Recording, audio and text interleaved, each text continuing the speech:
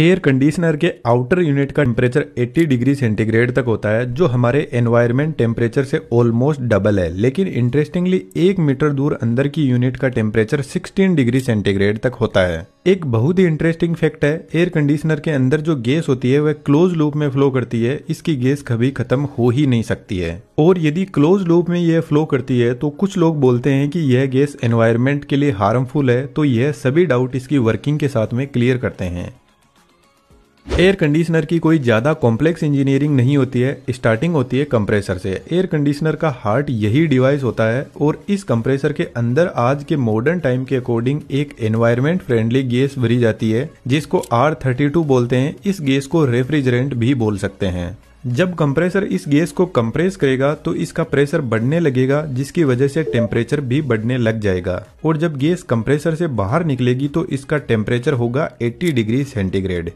अब इस high temperature को हमें थोड़ा ठंडा करने की जरूरत है, तो रेफ्रिजरेंट पहुंचता है कंडेंसर कोयल के पास में। आज के टाइम में एसी के ऊपर 100% कॉपर कोयल लिखा रहता है, तो कंपनी इसी कोयल की बात कर रही होती है, क्योंकि कॉपर कोयल की हीट एक्सचेंज क्वालिटी बहुत शानदार होती है, तो ये गर्म और ठंडी बहुत जल्दी हो जाती है। इन इतनी लंबी कोयल से जब रेफ्रिजरेंट फ्लो करेगा तो ठंडा होने लगेगा, और इस कोयल से हीट को जल्दी बाहर निकालने के लिए एक फैन भी लगा रहता है। जब रेफ्रिजरेंट कोयल से बाहर निकलेगा तो इसका टेम्परेचर 50 डिग्री सेंटीग्रेड तक पहुंच जाएगा। लेकिन कंडेंसिंग कोयल के पास में जो गैस कंप्रेसर से मिल रही थी उसको यह लिक्विड में बदल देगा। आपको पता है, जब हम पानी को गर्म करते हैं तो वह लिक्विड से वेपर में बदल जाता है, यानी लिक्विड से गैस। इसके उल्टा जब कोल्ड ड्रिंक की बोतल को हम फ्रिज से निकालकर बाहर रखते हैं तो इसके चारों तरफ पानी की बूंदें जमा हो जाती है, जिसका मतलब है वेपर वापस लिक्विड में बदल रहा है। तो कंडेंसिंग कोयल भी गैस को ठंडा करने का काम करती है, जिससे यह गैस से लिक्विड में बदल जाती है। लेकिन अभी भी यह हाई टेम्परेचर का लिक्विड हमारे किसी काम का नहीं है। तो यहाँ से लिक्विड एक्सपेंशन वॉल के पास में जाता है। एक्सपेंशन वॉल का ओरिफाइस बहुत छोटा होता है, तो इधर वाली साइड में बहुत ज्यादा हाई प्रेशर भी है और हाई टेम्परेचर भी है। लेकिन जब इस नैरो ओपनिंग से रेफ्रिजरेंट बाहर निकलेगा तो इसका प्रेशर सडनली रिड्यूस हो जाएगा, जिसके साथ में इसका टेम्परेचर भी रिड्यूस हो जाएगा, और यह लिक्विड एक्सपेंड करेगा, जिससे यह रेफ्रिजरेंट वापस लिक्विड से गैस में बदलने लग जाएगा।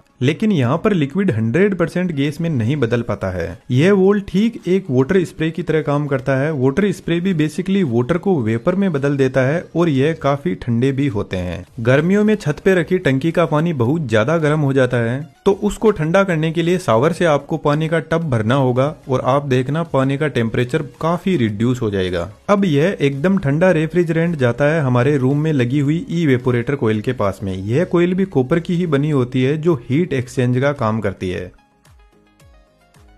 अब यह कोयल रूम में कितनी हीट को एब्जॉर्ब करेगी, इसको टन में मापा जाता है। 1 टन लगभग 3500 वोट हीट एक्सचेंज करता है, जबकि 1 टन का एसी 1000 वोट आवर की इलेक्ट्रिसिटी कंज्यूम करता है। जब ठंडा लिक्विड रेफ्रिजरेंट इस कोयल से फ्लो करेगा तो यहाँ पे लगा हुआ फैन इस ठंडक को पूरे रूम में फैला देगा। जिस तरीके से कोल्ड ड्रिंक की बोतल के चारों तरफ पानी इकट्ठा होता है, ठीक वैसे ही इवेपोरेटर कोयल काफी ठंडी होती है, तो इसके चारों तरफ भी वाटर के वेपर इकट्ठा होने लग जाएंगे, जिनको साइड में कलेक्ट करके इस पानी को बाहर निकाल दिया जाता है।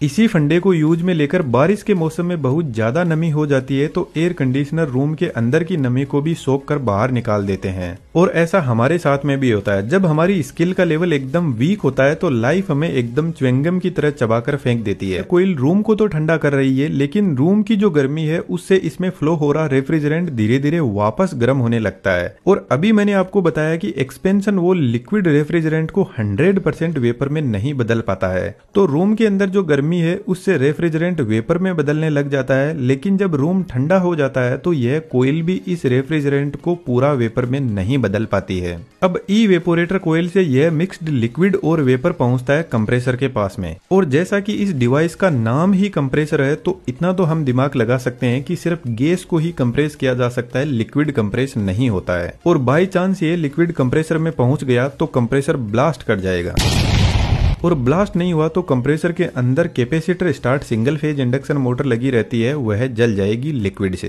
तो हमें कंप्रेसर को सेफ रखना बहुत ज्यादा जरूरी है। तो एक्चुअल में एक्सपेंशन वॉल कुछ इस टाइप का होता है और ये जस्ट इवेपोरेटर कोयल के पास में लगा रहता है। इसमें नीचे से हाई टेम्परेचर और प्रेशर वाला लिक्विड आ रहा है और जब यह इस नेरो एरिया से पास करेगा तो वेपर में बदल जाएगा। एक्सपेंशन वॉल बेसिकली यहाँ पर जो ओपनिंग है उसको कंट्रोल करता है। यदि यह रेफ्रिजरेंट को बहुत कम एरिया से पास करवाएगा तो कुछ ही रेफ्रिजरेंट वेपर में बदल पाएगा, जिससे इवेपोरेटर कोयल कम ठंडी होगी। और जितना ज्यादा रेफ्रिजरेंट यहां से पास होगा उतना ही रूम टेम्परेचर डाउन होता जाएगा। वॉल में ऊपर की तरफ एक डायफ्राम लगा रहता है और यही डायफ्राम इस रोड के थ्रू यहां से फ्लो हो रहे रेफ्रिजरेंट को कंट्रोल करता है।